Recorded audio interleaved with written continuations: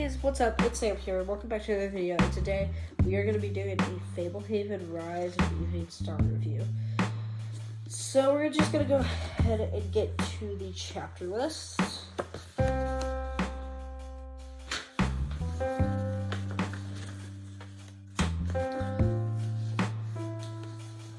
Okay. Chapter 1, The New Student. So, what happened in this chapter is Kendra finds a new student. What's his name again? Case, I think. That's his name, I think. And he is a goblin. Kendra immediately recognizes him as a goblin. So, that was pretty interesting. Chapter 2, Talking to Strangers. So, a guy named Errol confronts Kendra about the goblin. And he's like, dude, don't trust him. I am a friend of your dad's friend, Coulter. Your granddad's friend, Coulter. And I think he's a part of the Evning Star Society. Chapter 3, Extermination Procedure. So, Errol makes Seth go steal something, and something bites him. And Kendra's also experiencing some powers, as she can see in the dark and do all these weird stuff. Chapter 4, Vanessa. So Stan confronts Kendra and he's like, do not trust Errol. I think he's part of the Evning Star Society. I'm having my assistant, Vanessa, come pick you up. And Vanessa does pick them up in the end, which was very good. Chapter 5, New Arrivals. So, Errol chases Kendra and Seth down, but then they finally get to Stan and Ruth's, and which is really good, and they just go to bed. That's really all there is to that chapter. Chapter 6, Tanu. So Tanu is one of my favorite characters. So we do have a lot of new characters in this book. We get to meet Vanessa, Tanu, and Coulter, and which is really cool. So we get to know more about Tanu, and I like that. So I think this is also the chapter where we go and meet Warren, which is Daniel's younger brother. I actually think Warren's the older brother. I don't know. Chapter 7, The Dungeon. This is a chapter that I don't remember. Chapter 8, Coulter. So Coulter is Stan's assistant, and Kendra's like, Coulter's a little sexist. And he is, because he will not let Kendra do a thing that she wants to do, and he's like, we'll go play it out with Ruth, and then Kendra and Seth are also told that they have to go find the Sphinx.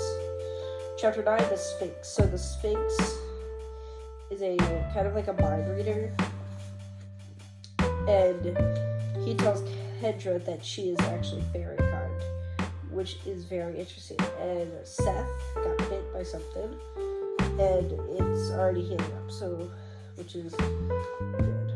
Chapter 10, An Uninvited Guest. So, Seth goes and hangs out with the two sailors, Doran and Newell, and can play tennis with them, but then Olach the golem goes and attacks Seth and runs to him and chases him down, but Seth does not get eaten, and he figures out that Olach is running him and chasing him down.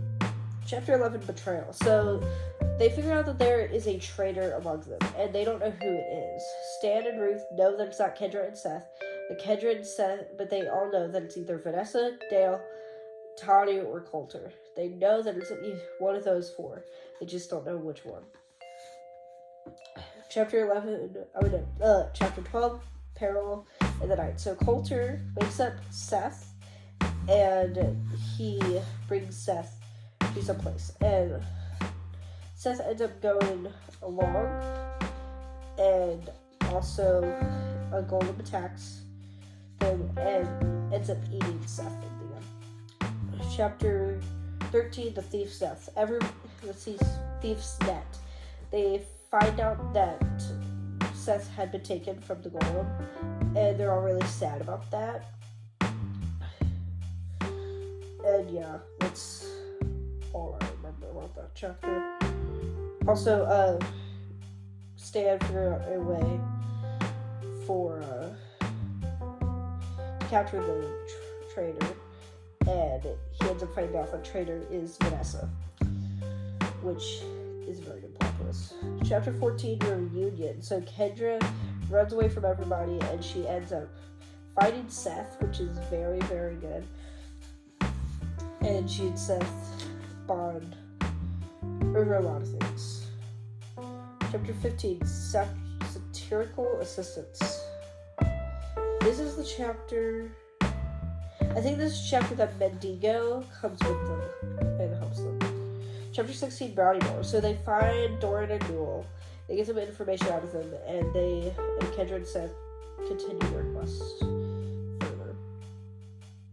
Chapter 17, recovering the key. So they try to recover the key from Vanessa and Errol, and because they were part of the rise of the Evning Star Society, and they have all those plans. Chapter 18, diverging plans. So Kendra and Seth start planning out their plans, and they don't really know what to do, but in the end, Seth ends up running away and tries to go. Chapter 19, the inverted tower. So, what happened? I don't remember what happened in that chapter. I'm just going to skip that one. Chapter 20, the vault. There's a cat, and he grows artificially. He has to get killed 9 times. Also, Warren comes back. I forgot to mention that. He actually came back a couple chapters earlier. And Warren, Kendra, and Seth all end up defeating the cat. Chapter 21, the quiet box. So Vanessa's finally defeated. And she's put in the quiet box by the Sphinx. So then at the end of that chapter, she gives a long note to Kendra that the Sphinx is a traitor, and that was the end of Rise of the Evning Star. So I definitely think that this book was way better than the first. It was a great book. I really enjoyed this book a lot. It had a lot of things that I ended up enjoying. I was not expecting Vanessa to be the traitor. I was honestly suspecting Coulter, but it wasn't Coulter. I found that very interesting that it wasn't Coulter, but it ended up being Vanessa. But this was a great book. I definitely recommend it. I think it's better than A World Without Heroes and Fablehaven. I don't think it's as good as Seeds Rebellion, though. Actually, no. I actually do think this one's actually better than Seeds Rebellion. It did a great job.